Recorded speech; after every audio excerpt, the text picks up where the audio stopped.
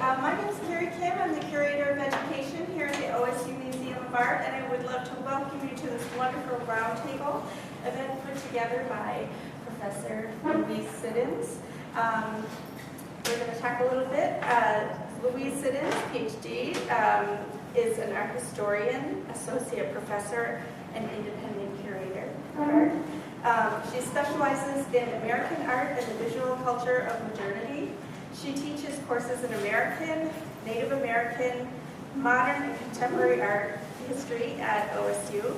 She received her PhD in art history from Stanford University in 2005 and taught at San Francisco State University and Michigan State University before joining the OSU staff in 2009. Would you like to take it away? Sure. Okay. And just to set up, we will be collecting questions about halfway through, 30 minutes into the program. And then we'll collect those and Louise will ask questions of our panel. Okay, thank you. Thanks, Carrie. Yeah. I'm not going to stand up because then we all feel like we have to stand up, but I will use the microphone. So I'm teaching all afternoon. So, as Carrie said, my name is Louise, and I'm very happy to be here. And she gave me far too much credit for organizing this panel. I want to say thank you to Carrie for doing most of the coordination work, if not all of it. And of course to Heather Otto, who's here in the audience, for curating such an incredible show. This is unparalleled in its quality, and we're lucky to have it here at OSU. It's been a real pleasure to visit the show over and over, and I hope that you've all had the opportunity to see it multiple times. I want to introduce the artists who are here with us today, and I hope that you've all had a chance already to see the exhibition so you know their work. I also wanted to point out that if you want to take their work home with you, you can get a copy of the catalog. And I believe that with the catalog, there are also copies of First American Art Magazine. Is that what that was that they were? On the bench over there. So please take a complimentary copy. So I will start with America Meredith, who's right here next to me, since we started with her magazine. And I have cheat sheets here, so I don't get this wrong. America Meredith is Swedish Cherokee, and her work blends traditional styles from Native America and Europe with pop imagery from her childhood. Her influences range from the Bacone School of Painting right here in Oklahoma to the arts and crafts movement, 60s cartoons, Mississippian shell engravings, and if you've seen her work, you know that it is a very fun and fascinating mixture of all those things. Next to America is Molly Murphy Adams. Again, referring to my cheat sheet. She was born in Great Falls, Montana. Is that what I think she is? Yes. And she has a background from Oglala Lakota tribe and was raised in western Montana. Learned beadwork at a very early age. And again, if you've seen the work in the show, you know that's a totally fascinating component of very complex work. Her work stems from a combination of traditional native arts and modern art, and serves as a cultural narrative, an expression of personal experience, and an exploration of form and function. I lost myself. I disappeared. Am I back? No. Can you hear me? Oh, I'm back again. Okay, good. So no, I'm cutting in and out like a crazy person. Do you want to? Should we try it?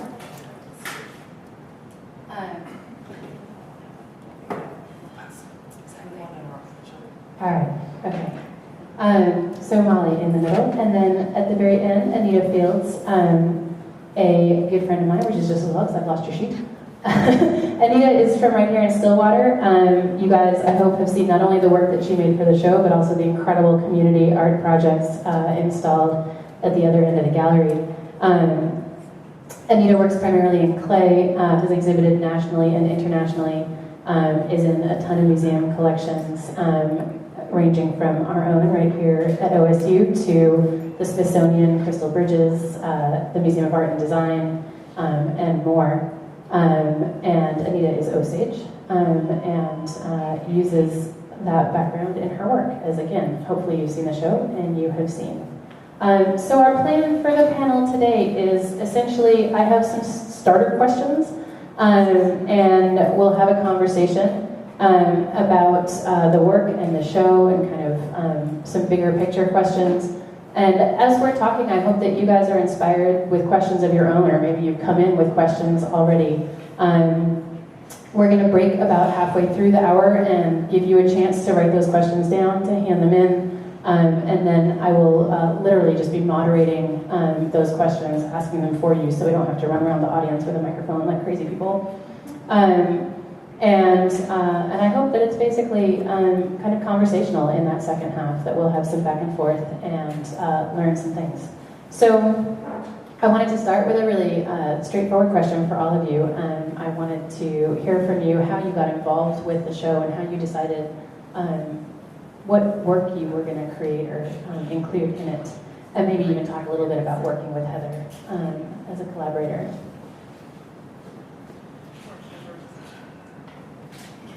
I always like to totally embarrass Heather as much as possible by just saying I'm her disciple. Like, I think she's a genius. It works too. You should do it too. No, I'm just in awe of Heather and everything she does. So I'm so grateful that she includes me in her work. And I need to count up how many Native American women's shows I've been in. Like 1 year I was in 4 different Native American women's shows. But I'm so glad she allowed me to put my piece in, which was about, sorry, I'm going to butcher her name for all you Six Nations people out in the audience, but Saint Kaderi, which when I first painted her, she wasn't a saint, she was blessed, but then she's been canonized in the Roman Catholic Church.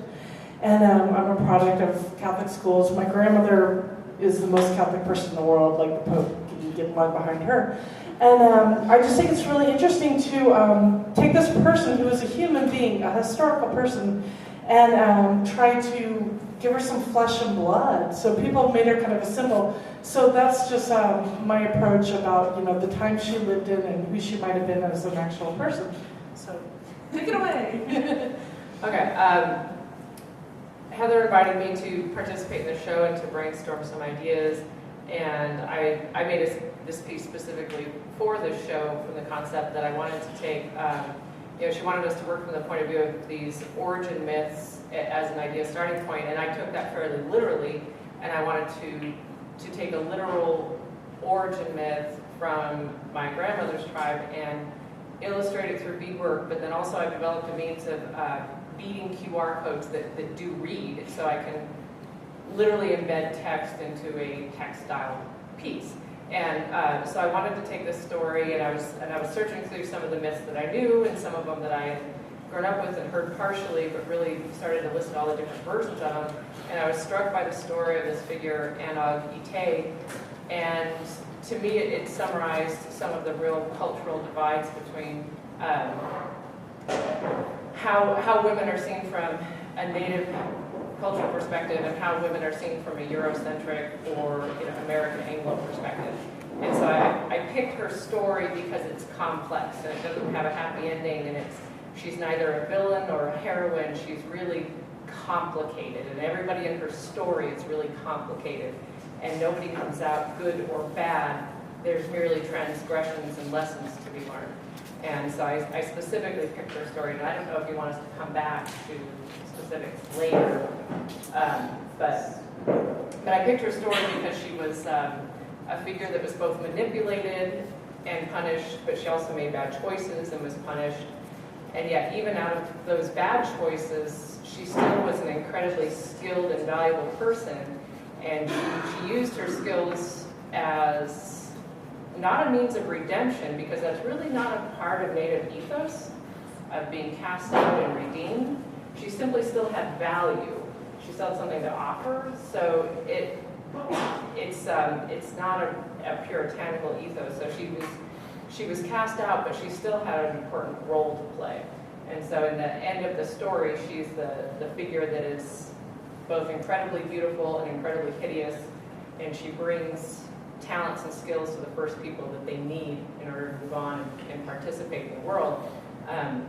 And so I like that complexity, that people, even after they've had major mistakes and downfalls, still have something really important to offer. Can you guys hold the mic a little bit closer? Like that? I was just talking to Dan. All right. Well, I agree. Heather's quite a dynamo. And when Heather asks you to do something, you want to do it. because it's usually really cool.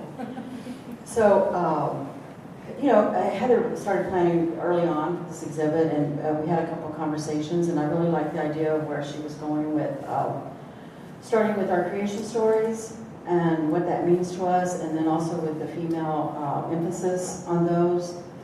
So it wasn't a real far stretch for me because I work within that idea anyway. More and more of my work recently deals with the philosophy of Osage people, where we see the world divided into, or the universe divided into things from the earth and things from the sky. And then there is a component that connects those two things, and then there's the underwater. Everything within our world and our worldview fits within that, reflecting that we have to respect and know everything, acknowledge everything within the universe to be a human being. So I wanted to make new work that had that reflection, and my interest in that thought is that with the earth and the sky there is assigned numbers, colors, directions, male, female. It's this duality that we find all throughout the universe in our life. So I wanted to make a piece that was specifically talked about the female force within that, and I work primarily in clay, but I also I'm very interested in textile and fabric, so I wanted to join those two things, like that thought, and then have the top representing the sky, and then the bottom representing the earth.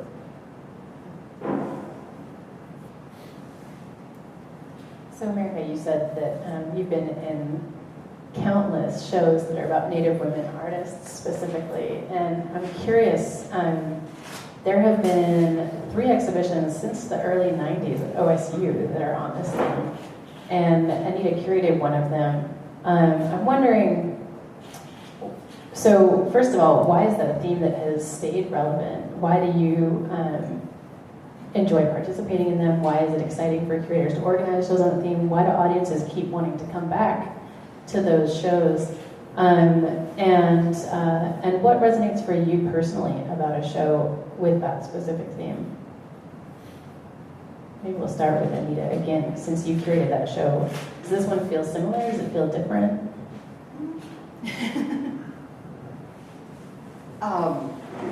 That show, oh my gosh, I was thinking about that today, and I think it's like 12 years ago or something. Yeah, it was quite a while ago, but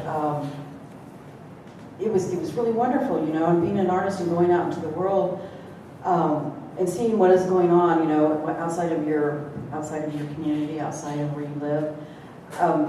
My interest was like, we have 39 tribes, here in Oklahoma, and wanting to bring something here that everybody could participate in, and also then we had a round table, we had artists come, and they were here for a week, doing all kinds of working in different classes and all kinds of things going on. So it was a wonderful time, but I think for me, one of the things that I enjoy about being in shows that are particularly about women is that I personally feel that the Native women that I work with and that I know and that are writing and that are curating,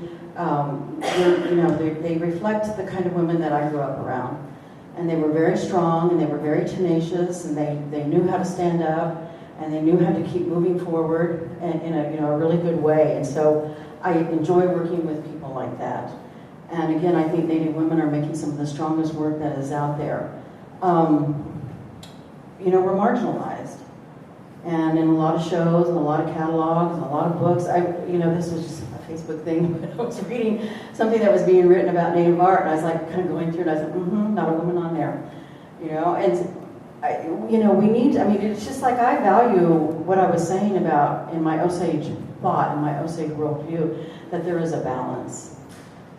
And so sometimes we have to make that ourselves. And so I'm really proud of America, and I'm really proud of Heather, and just the kind of women that I was talking about, that it's a lot of work because they have other things to do too. This isn't just the only world that they live within. So I appreciate being asked to come on board and to be able to show our work. I think that we're doing really strong work that is really relevant into the contemporary world that we live in. but also reflecting the views that we have that have been laid down before us. I come at the show from a perspective of an artist. I don't curate or write, so my participation is somewhat more narrow than the other members here. But when I do exhibit in women-only shows, there's a lot of resonance with the types of materials and the stories that are being told, and especially because I work in fiber art is what it's classified sort of on a national, outside of the native category, it's fiber art. It's working with textile and embroidery and beadwork, and those ways of making things come from all of the cultural backgrounds that I have, whether it's native or Irish or French or Lebanese, all my different family backgrounds have that element, and it was all feminine. And so that rings through in my work personally, and so I feel like my work is really at home in shows that are specifically about women's things or women's issues. But I also love participating in shows that have, if not a majority, a really strong women's presence. The vast majority of group shows that I'm in are probably 75% men. And so it seems like it's really out of the ordinary to have a show that is specifically for women, but we tend to forget that the majority of the shows that we attend are specifically for men. So maybe not intentionally, but that's how they end up. So sometimes the making it specific and the coming at it with intention is a way of equaling out that those messages that get heard and restoring that sense of balance. And since I work with fiber art, it seems to be that there's this methodical quality to it, narrative and storytelling, this element of handwork, and that's how I approach all the work that I do, is with that element of handwork.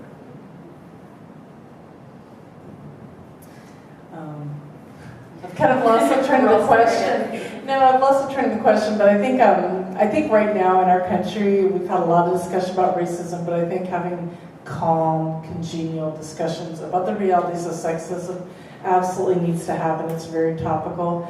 And I've had a teacher one time in graduate school say, there's not a true matriarchy in the entire world. And I was like, Caddo Nation of Oklahoma, every time they have an election, it's 7 women, 1 poor man. But I think in the world, in the entire world, Native peoples in the Americas have been the best about gender balance. Like, we do have a strong, even at the first contact with Europeans, there were women leaders, and there were pre-contact women leaders, political leaders. And of course, everyone knows Woman May Killer, and probably several of you know her personally. She had to deal with a lot of colonialized, backlash that had come into the Cherokee Nation. But sometimes people will describe her as the first woman chief of a tribe, and I'm like, oh my God. Mildred Cleghorn, Oklahoma, Apache tribe, like there were Apache warrior women. So I think we come from, and if you look at feminism in the United States, every single time there's a Native woman inspiring non-Native women. Even in the beginning with the suffragettes, it was Seneca women, because they could see that here's this culture where women do have equal rights. And what I find very interesting personally is that we do have strong gender differences. We have strong gender roles that, women will have these roles, men will have these roles, but that's not a bad thing. That's not a box. So I'm really fascinated about how that plays out in the arts. But I'm a painter, so it's kind of freebie. Loose and goosey for Cherokee people. But we had college-educated Cherokee women painters winning prizes and showing in mainstream art shows in the 1800s. We had, I don't know how many Cherokees are in the room, but we had the first institution of higher education for women west of Mississippi was in Tahlequah, Oklahoma, the Cherokee Female Seminary. So don't know where I'm going with this. So take it away. You're going straight into my next question, which is, can you talk a little bit about the relationship between the personal and the political in your work? How overtly you think about that, or just maybe it feels more resonant this week than other weeks, but the connection between those things.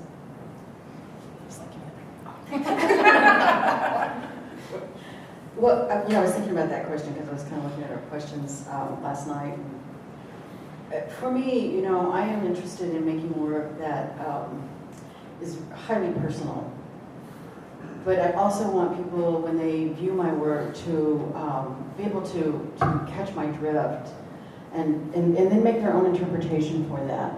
But my work, is heavily laden with textures that are symbolic of things that, emotions that I have and feelings that I have and how I see the world.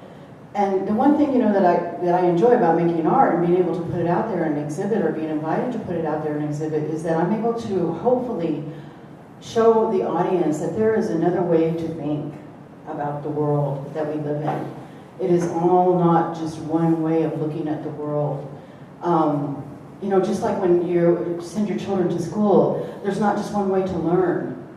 People have different learning styles. And so the thing that I'm always grateful for about these strong women that I was talking about, that I was raised around, is that it took me a long, long time, and actually I was at a residency in Banff in Canada, when I really realized, what they really did for me was that they gave me a lens to look through and a way to think about where I came from and who I am. And that is really one of the premises that I want to share, when I make work. So that we all come from a different background and a different place, and even though we have lots of commonalities, but there's different things inside of that, to alert you to the world. Working in beadwork doesn't obviously lend itself to overt political messages, at least not in an obvious sense. When I first started to do beadwork as an art form rather than just as a part of my culture, it was a really huge leap, first of all, and almost felt political to decide to do that, to take something that I was taught culturally and that had some rules and some restrictions and some expectations placed on it.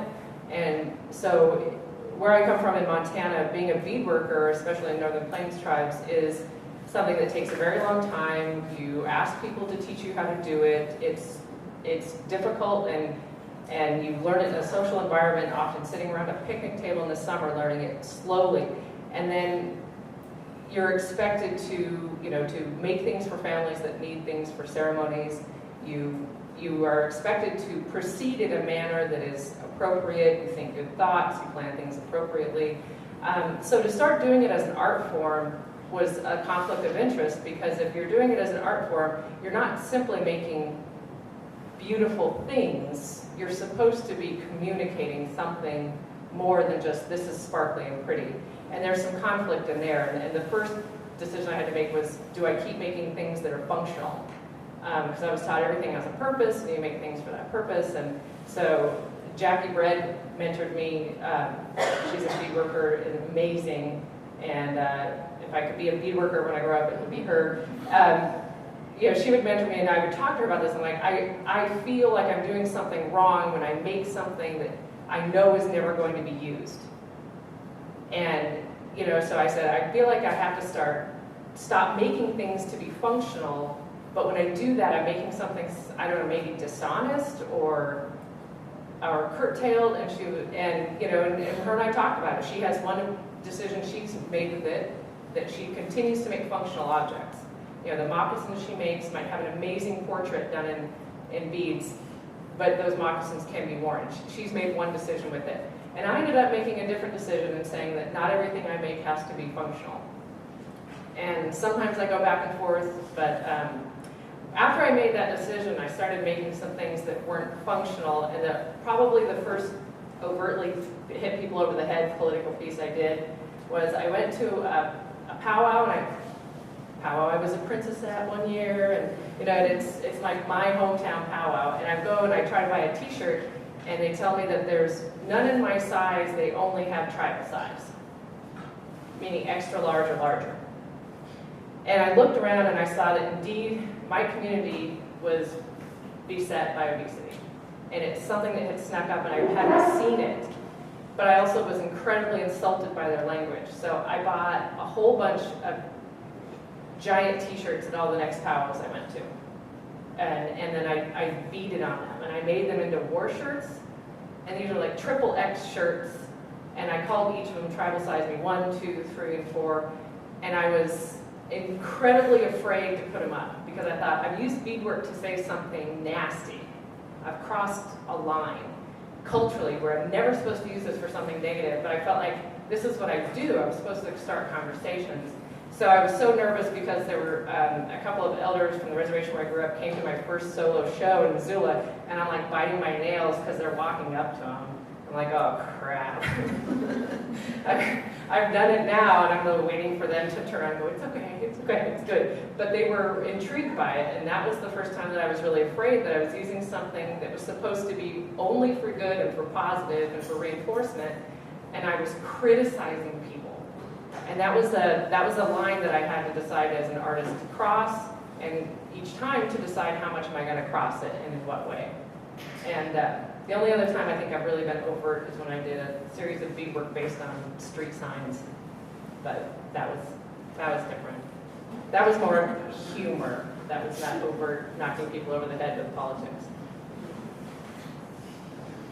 Well, I live in Santa Fe, so people have kind of the view that everything's art, and I kind of miss like the art arguments. Like, where is so that's why I started magazines, so you can have art arguments.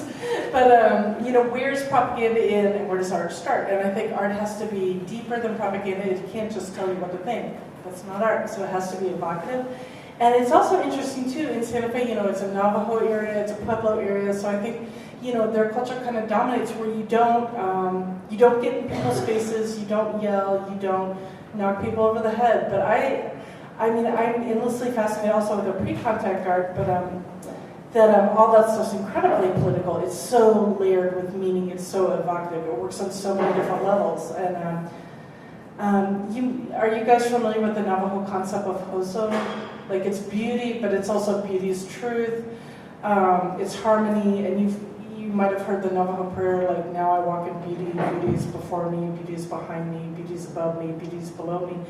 But I think when you look at a lot of Native art, especially extremely cultural art, the beauty, it's not just a pretty thing. The beauty is the message, the beauty is the philosophy, the beauty is the politics. And I think most Native artists feel when they're creating something, they're manifesting it in the world, so they have to take responsibility for what they're creating. So I think that's why there's a desire to strive towards harmony, as opposed to, you know, we know there's chaos out in the world. We don't need anyone to tell that to us. But is there hope? And I think a lot of Native artists are very keen about using humor and beautiful colors to kind of make it palatable and then send you a message if you spend time with their work. So I think we're creeping up on our half-hour mark, so I'm going to ask one more question, and you guys all have the opportunity to ask questions as well, so listen and think at the same time. The last question I want to ask is one that I personally am kind of invested in, and as a professor and someone who's teaching a new generation of artists and art critics and art historians. And that's, is there anything that you would like to see change about the contemporary art world, either here in Oklahoma or more broadly? Wide open question. Do you look like it? You're the elder. I mean, you're the most beautiful, so. I like that better. Yeah, you're the most beautiful voice. You know, we're making really good strides here in Oklahoma, I think. Yeah. I was telling America earlier, I said, you know, I've been in this for a long time, and we've had to be patient, because sometimes I felt like things weren't moving fast enough for me, but we're getting there, and I just want us to continue on that track. I want it to get bigger and better, and people to become collectors, audience, people who love art, to become, you know, more informed every time that a show comes along. Because it's a big world out there, and we can express ourselves in you know, many. There's room for everybody. There's room for lots of ways to say things, and so I think we're getting there. I'm really happy, actually, because yeah, I could be happier, but you know, in terms of collectors, it takes time. You know, that's really what I've learned. You have to be patient, and I don't that, you know, level I think is not quite here in Oklahoma yet. In terms of how see people, it's hard to make a living here in Oklahoma as an artist. It's really hard. And personally, I've had to go outside of Oklahoma. But there's lots of really wonderful opportunities that are coming up and available for artists and organizations that support the arts and networks and museums and people doing education. So I'm very hopeful. I've also got nothing but good things to say. I literally moved here close to 7 years ago.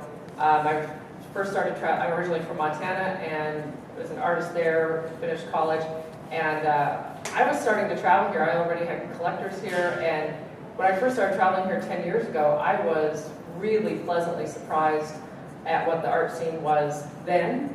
And even I ended up meeting a wonderful man and we got married and he talked me into moving down here. But even before that, I was already looking at this place going, this place is not what I expected. It's a lot more. And so I was already, really interested in this place because for me it fit a lot of ideals. It was, I'm from Montana, I'm from the West. I like going to art openings and being able to wear cowboy boots. I like that thing. And coming from Montana, my art looked Western, and it did not go well in Seattle. It wasn't a West Coast look. And so I was already starting to look here and think, this has a lot of things that I want. And once I did get married and move here, I've been amazed at how many institutions there are that are exhibiting art, showing art. How many individuals are privately and together working to make shows happen and opportunities happen. I found that Oklahoma has a lot of artists that work together really selflessly to try to promote each other and shows and opportunities, and it's really synergistic and it's pretty selfless. And as a result, everyone is rising up together as a result of that collective momentum. And I've also found that with the artists here that there's a really high level of intellectual engagement. I mean, I knew a lot of the other artists where I was from, but here I feel like the intellectual engagement is really high. And the institutions so far, I'm exhibiting as much as I can. I'm turning opportunities down. And then since I moved here, I've also become an art appraiser, which is something I wanted to do for a long time, but I lived in an area where the population base simply couldn't support it. So I've been able to have a dual career here that invites opportunities to work with museums, privately consult, do research, be really intellectually invigorated by being an appraiser, as well as support myself, and then also be able to show. So I think it's fabulous. Everybody keep doing what you're doing. I'm kind of obsessed with the fact that we need arts education, and I swear to God, I'm always like, how? Okay. Well, I mean, I know that realistically, a lot of Native people can't afford to go to art school. A lot of people, I hated art school, so I ended up going to 8 of them. But like, don't transfer, just stay the course. But so I would really, I just try to think of many different ways, like how do we get Native arts, art history in people's brains and in the public? And then also, how do you get artists to push a little harder? I think, and one thing is, if you know the history of the Native art world in the 20th century, it was a jobs program. I mean, the WPA came in 30s, 40s. People are starving to death in Oklahoma. Like you hear stories about the Great Depression. People are living in caves. So it's like art was a way for many Native people to survive, and the BIA created schools and taught art there. So I wish we could kind of let art be art a little more and not always be immediately in a commodity. And there's a huge system of Native art markets, and people just keep coming up with more art markets. And it's like, can we have art shows? So I support the heck out of, if you know the Trail of Tears show, it's an intertribal art show in Park Hill, Oklahoma. Every spring, and then up in Red Cloud in Pine Ridge, South Dakota, they have an intertribal art show. And now Heather, who's run away, she just juried a brand new Native art show in Lincoln, Nebraska. So I wish there was more investment in the content and the rich meaning behind the arts. And yeah, I wish we had community critiques, and it's not to disrespect young artists, but I wish there was more encouragement to push themselves further and be the best they can be instead of instantly congratulate them. Okay. tough indeed. Tough love. I love it. That was a perfect pause moment. So I will throw that challenge out to all of you. Push yourselves to come up with some really great questions. We'll come back in about 5 minutes and resume our conversation. If you have a question, pass them down and ask to take them. It's the first time I'm like, I don't have a question for that. These are very broad, complex questions. Yeah. So this is softball. Just give you the notepad. That'd be great for you. There's fun. There's actual fun. Yeah. Yeah, I don't remember about 7.5 years myself. It's changed. Yeah, I know I can't like the arm, you know, the arm is a fun arm. So, you know, it's hard to go anywhere with that. Right. I guess I could go to like rural Utah. And that's where I had my first show. But the problem is, you know, and the man showed the man. That's the same. Who's in Great Falls? Is it Paris Square? It's Paris Square. Yeah, they have some interesting shows. Paris Square. Sometimes, but the Great Falls is really dominated.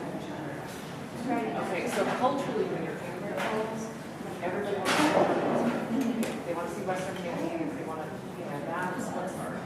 That's where my mom, that's family lived, and so it's Great Falls. I love it. All right, this is better. Look at me.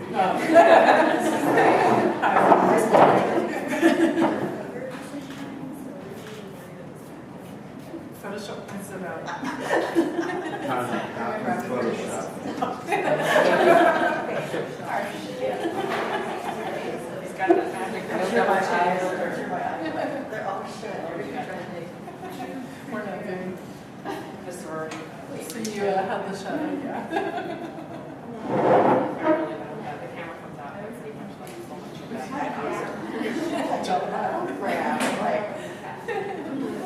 That's why I'm being great. I'm like, I'll just paint people. You're saying that someone was a model? I was a model. When I was 6. Then I was a princess. Were you a princess?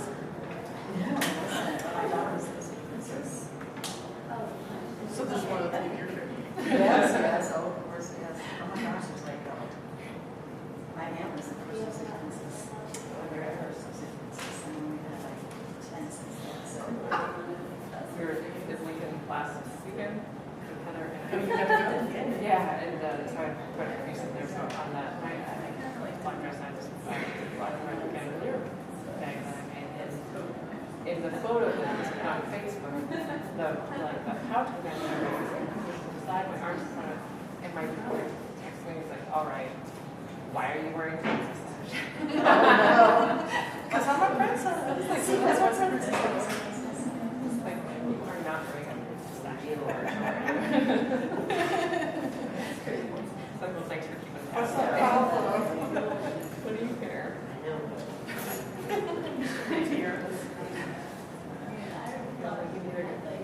Crown, I was like, I still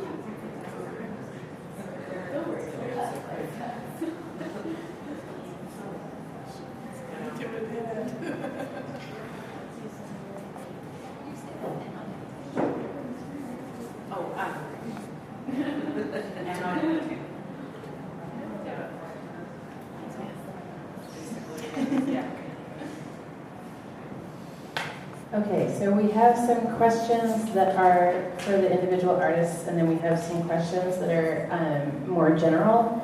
And there's a little bit of overlap, so I'm going to try to combine them. But if you hear part of your question and you want more of your question, tell me. Stick your hand up, and I will allow you to elaborate. And what are our rules about time, Carrie? If we go 10 minutes over, are we going to be in trouble? I think we'll live. Yes. You just start working. See ya. Okay, so I'm going to start with the individual questions to ease us into this. And I've already lost. Okay, Anita, you talked about the relationship between the sky and the earth and that duality, and this question says, was there a concept that mirrored the outer world of sky and earth with the space of mind and spirit? Or was there any mapping of that geographical duality into the geometry of sacred spaces? It's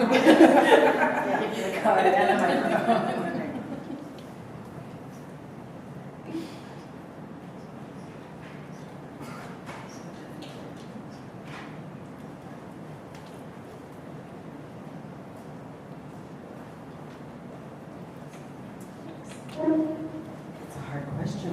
What was the And- question? Okay, was there a concept of a mirroring of the outer sky and earth into the space of mind and spirit?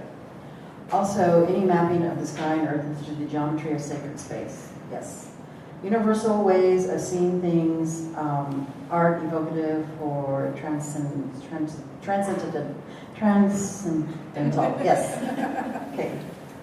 First of all, yes, I think in the very first question that you asked, the mirroring of the outer sky and earth into the space of mind and spirit, it's like I said, it's a way of thinking about things. And so, you know, one of the things that I'm really interested in as an artist is because as Native people, for our culture, and how specifically for Osages, how they came to Indian Territory, now modern day Oklahoma, we lost a lot. You know, there was a lot of things. We couldn't live the way that we always lived. And so the thing that really interests me as a contemporary Indian person is when I go to ceremony or when I go to, you know, partake in, and I've done that since I was a child. I've made sure that my children do that, is what is really happening out there. And I like to pick up on sometimes they're very subtle, sometimes they're very outright. It might be emotion with your body, it might be emotion with your hand, and I'll think, that is ancient. You know, that we've had that a long time. Or our clan names. One time my aunt said, she said, we don't even know how long we've had those names, but they have been handed down, you know, every generation, which forever connect us to the earth and sky and to the animals that are represented in the earth. You know, in our clan names, you have, like my son, his name has to do with traveling among the stars and the cosmos. So yes, most definitely, because we carry those names. We carry how they saw things. And then you have, you know, you attribute certain personality traits with that also.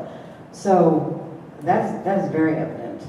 And then I would say, again, yes, the mapping of the sky and the earth into our sacred spaces, most definitely. Mirrored things and where they were placed. I've had the opportunity to, I have to tell you, it was a really, really powerful experience.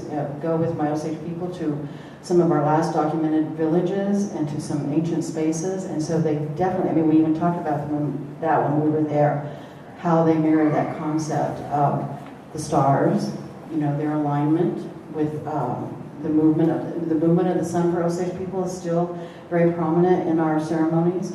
And so it definitely has a reflection here on Earth.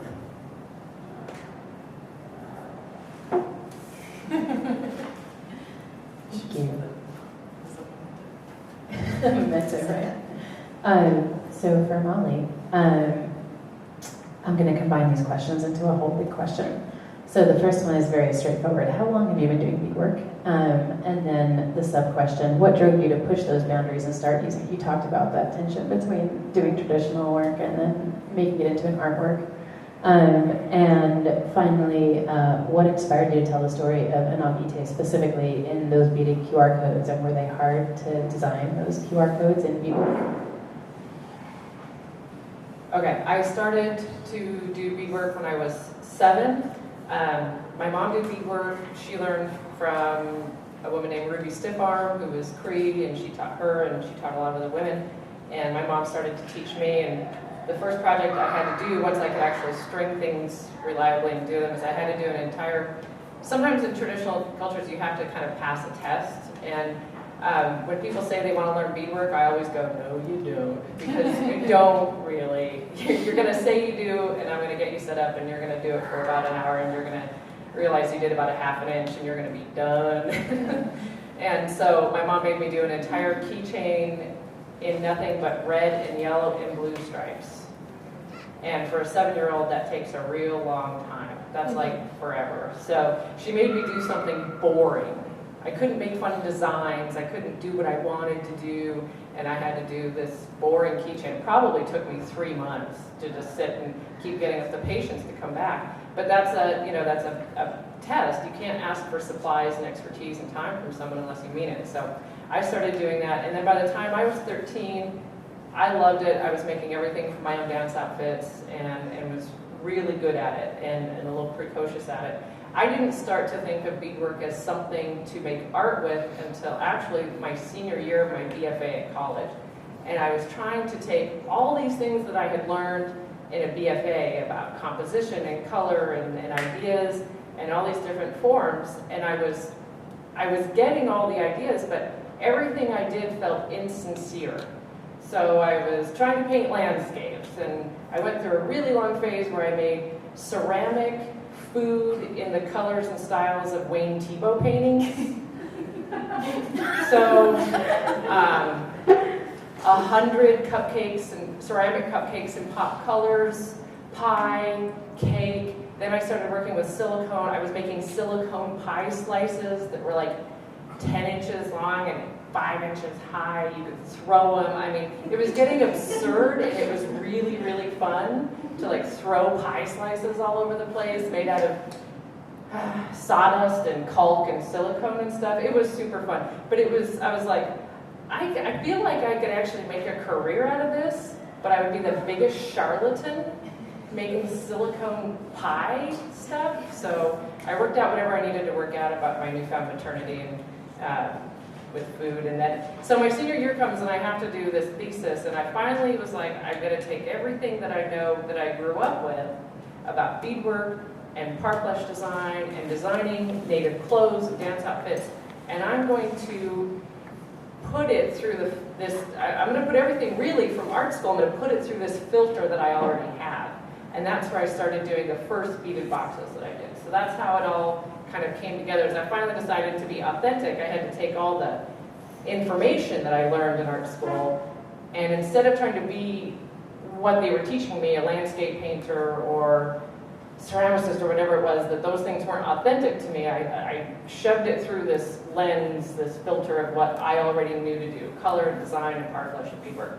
That's how I did it. And the story of Anita, the QR codes, it is difficult to bead QR codes, but not because it's difficult to make the QR code. There are websites that will generate a QR code for anything you want. You just type it in, cut and paste, website name. I mean, that's how they do it. It's just a program, and they generate the QR code. The way I make my QR codes is I compose the text first, and then I cut and paste that into the website. It generates the QR codes. The reason my QR codes are so huge is that I don't want to depend on a website, and I don't want to maintain an actual website. So when you read the QR codes, it doesn't read as a link, it reads as true text. So I can only fit so many characters into a QR code before it becomes enormous. And then I simply have to save it as an image, and I have to print it very large, and I make this absurd little window, and I divide it into rows, and I have to only expose 3 stitches at a time so I can keep track of the white and black, because otherwise your brain goes crazy. So I have to tape off these rows so that I can only see the 7 beads at a time that I'm doing and move it up. And then I get to the very, very end, and then I have to sew it onto the box. Because it still won't read when it's flat, I have to sew it onto the box and stretch it tighter. And then, when I'm all done, I know if it's right or not. And what inspired me to tell the story of Anita Fields to do it in beaded QR codes, I incorporated a lot of symbolism on the box. I wanted it to be black, to be stark and dark, but still have all the beautiful beadwork on it. I wanted some contrast like that. But the QR codes for me were important because I wanted it to literally have her story. And so that it wasn't just symbolism that could be interpreted, but so that you could read the actual words, and so that that part wouldn't get lost in translation. So it was like a record an actual, the carving in stone or the tablet or something, because the story is on here now, and it won't get lost as the object moves on. All right. And for America, the question is, how did you choose to portray this specific saint? And I think maybe more interpretively, how does her choice to blend traditional Native culture and European culture inform your own Native identity? I think that's a warning to always update your artist statement, because I think I said something, and then I'm like, oh my God, that's what's on my website? And then I'm like, no. Because I've spent the last 5 years like, can we really frame, is this out? Can we really please frame Native art into something different than, something different than traditional and contemporary? I'm just gonna go off a tangent. Do it. But every single artist in the universe, like even on Mars, they're adding something new, and they're drawing from the people that have gone before. And the people doing computer art now are drawing something from the computer artists before them, even if it's just a week before. But if you look at Native art writing, especially by non-Native people, it's always in these parameters. And I'm just like, I view it like a cage. Can we get out of this cage? Because the notion is when you pair these two concepts, like we all speak English, I believe, and English is, there's a really particular structure to English's grammar, and the grammar affects how we think about the world. It affects logic. I believe that logic is very cultural. The different cultures have different logics. But English is definitely based on pairs of opposites, so black, white, up, down. So when you say contemporary, what does contemporary mean? Contemporary means you're a living artist, or it means you're 21st century. Some people say post-World War II. Some people say anything after 1989 when the Berlin Wall fell down and the Soviet Union collapsed, which might not be a big deal here, but it's a big deal in Europe. But contemporary means what's happening right now, no matter how you define it. And when you say traditional, I mean, that's a really positive word to Native peoples. Traditional is everything you hold dear. It's your grandparents, it's your that was a tautology. It's your language, it's your native foods, your indigenous foods, your lands, your homelands that you came from, it's your religion, it's your beliefs, it's your ceremonies. And when you pair new, what's happening right now, with the thing you most care dear about your culture, you're saying that's old. And we already suffer from that stereotype. Natives are old. Like people talk about, oh, when natives lived. It's like, I'm still alive. My family has little babies. Like, we're the future. And I mean, we can see that part of the great thing that's happening in Oklahoma is tribes have more sovereignty. They have more economic strength. They're able to flex themselves more. They're able to assert themselves and restore their culture. So just that pairing, that insinuation that tradition is somehow old is absolutely incorrect. I think Native people have weathered every possible storm that a human being can collectively, human beings can weather, and we're still here, and we have a plan for the future. So anyway, long rant. Good rants. It's a question that comes up again and again, especially when I teach Native American art history, and I have students who are Native artists, and they say, what does this conversation even mean? Why do we keep reading this in scholarship? It's not a conversation that makes sense to move on. And in that spirit, there's a question here. It says, in general, do you believe you and all other Native artists have a responsibility to represent our culture or to only make Native art? Do you see the forked road of either going all in with cultural art or going down the more secular art world path? Is it an all or nothing situation? Can I say something really quickly? I won't laugh. But okay, you guys know that, Santa Fe. T.C. Cannon, 1966. Indian art is art made by an Indian, so problem solved. And then I think it's like, how many cultures are asked to please check your culture before you enter our beautiful halls? And around the world, I'm really excited that the axis of the global art world is going to Asia. Like India has a huge contemporary art scene, China, so that's where the power of money is. And I'm like, cool, why not? Let's look at it from a different lens. So I think that Native people are succeeded in the global art world, and I don't think we should be asked to check our culture. Okay, so if I recall the question I decided, when I first started off, coming from the backlash of going to an art school that did not support Native artists, that was very negative to me personally. They were very positive to me right up until the time I started incorporating beadwork. And then the entire department turned on a dime. But that's another story.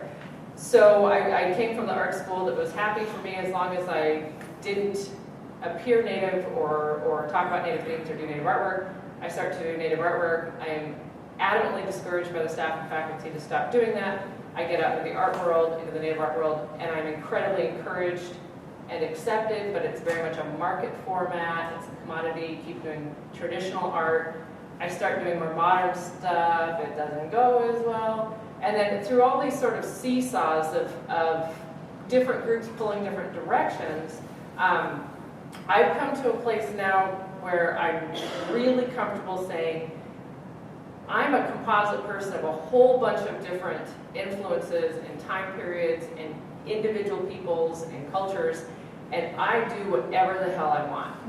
I make what I want, and if people don't like it, don't put me in your show, don't buy my work. It's really that simple. And if I make something that I'm interested in, it's because it's this accumulation. I don't represent all Native people. I absolutely do not. I probably don't even represent most of my family. I mean, I represent a nation of one. I mean, when I come out there, that's how I feel about it, is that I can't speak for other people. I don't need to be an ambassador all the time. I want to be able to be an individual. And there's a lot of other people out there that are more qualified than me to be that ambassador or that representative. I'm my unique situation. And so I do take it, when I do feel like I'm in a position where I'm representing Native art, I'm more careful about what I say and what I do in the same way that people are careful about how they speak about their family and about their background. But there are times where I take my work and I exhibit it in a forum that is not specifically for embracing Native arts. It's just me putting beads into artwork and putting that artwork into this show that maybe has a theme about color or something like that. So, you know, as I learn more about it and exhibit more, sometimes my opinions change. And but at this point, I'm really comfortable being an individual that comes from all of these backgrounds.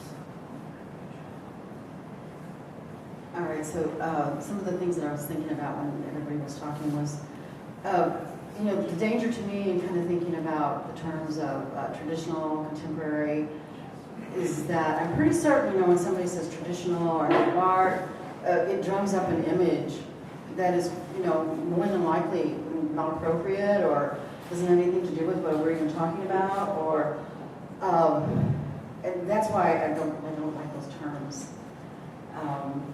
You know, they're really not relevant most of the time. And so for myself, it's very much like what Molly said. You know, the work that I do is because of all the experiences that I've had up to this point in my life. I don't know any other way to put that. You know, and that includes maybe this wall that I saw down here that I kept looking at when I was doing a residency. It resonated with me in some way, and it looked like clay, and I kept thinking, oh, maybe I can turn, you know. So it's as an artist, it's just your experiences, you know, how you absorb what you see out there in the world, how the world goes by you. And so I'm on track anymore, but I wasn't on track. These are really great questions, they're really complex. well, they are. And that we have a responsibility to represent our culture and to only make Native art. If we make it, can you make non-native art? No, I think as a young person, you're making art. You know, yeah, this conversation, believe me. I went to school at the Institute of American Indian Arts when I was like a long time ago. And this is the same question that we've been going over and over and over forever and ever and ever. You know, the other one was, is it art or is it craft? So, I think as an artist, you have a responsibility to make art that is true to yourself. And you know, the other thing is to document what's going on in the here and now. I'm going to ask kind of a follow-up question that wasn't intended that, but there's a question here. The person asks, in what ways do you think the meaning of contemporary Native art changes depending on the setting?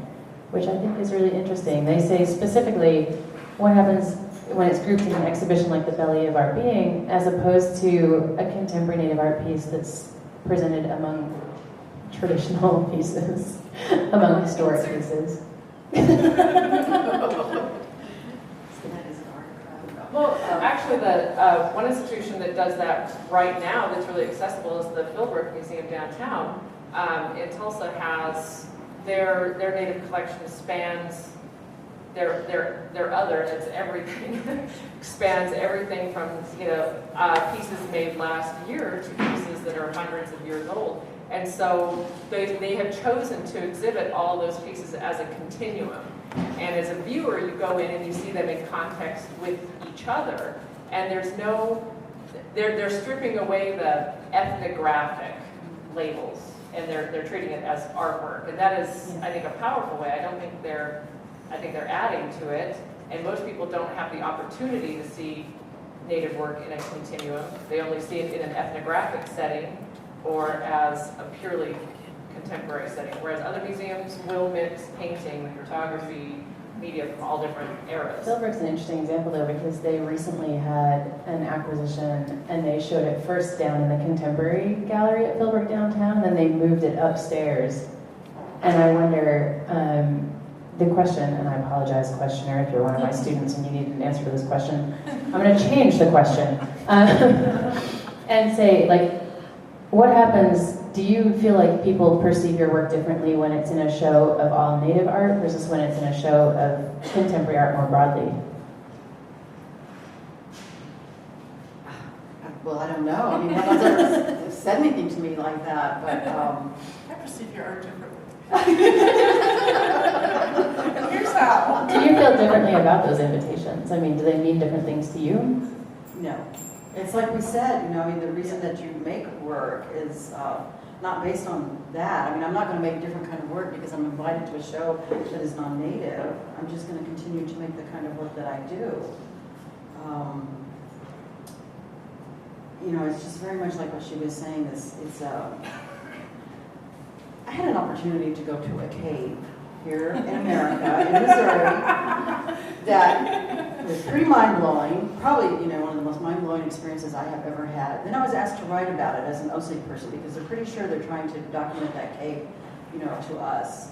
And, oh my gosh, I had to think about that long and hard. And that is exactly in the end how I felt. I felt like that, when I saw that powerful marks on that wall, the images that I saw on that wall, is no different than my son painting that mural today, pushing paint against that canvas, or the women at home creating Osage clothing so their children can dance, or it's that movement that goes, it goes back to that, the way you think and you see things. I don't know any other way to put it, because for me, that's what it is.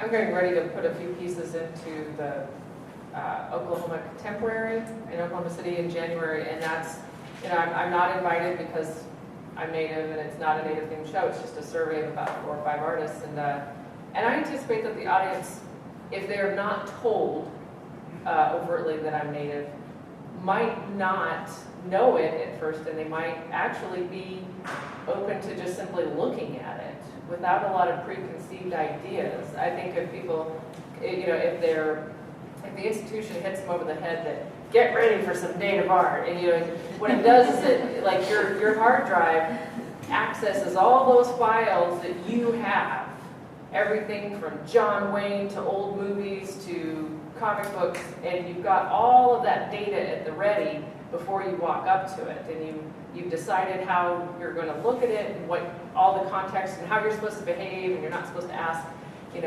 too many questions, and so I think it it can be loaded. So sometimes I think it's fun to just go and look at it, and maybe don't even know my name, and just look at it and have an honest without the expectation that you're going to respond wrong. And I think that's just at a basic level what most people are afraid of in museums, is that they're going to do it wrong, as though there's a wrong way to walk up to art and look at it and feel something. But I do think sometimes that stripping away the labels on it can give people the opportunity to look at it and maybe shed some of those filters that aren't, that some of those, that data they're bringing there that maybe isn't all that helpful. We should have anonymous art shows.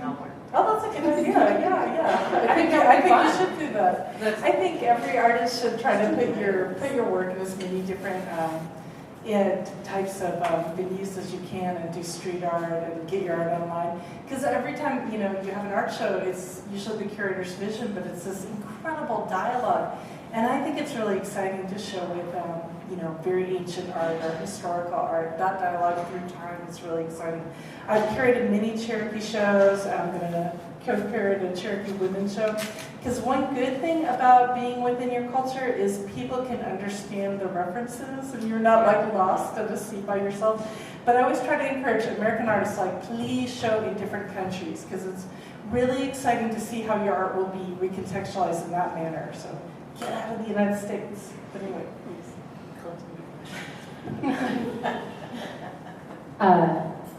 I am one of those people who really hates being held longer than I was told I would be. So we're over time, and we're going to wrap up. But for those of you who do still have questions or who want to follow up on something you heard, we will hang out up here for at least a little while so that you can come and talk to us one-on-one. And I want to say thank you again to Carrie and to Heather and to the whole OSU Museum of Art staff, and to these amazing artists for being willing to have this conversation with us tonight. And to all of you for coming, thank you so much.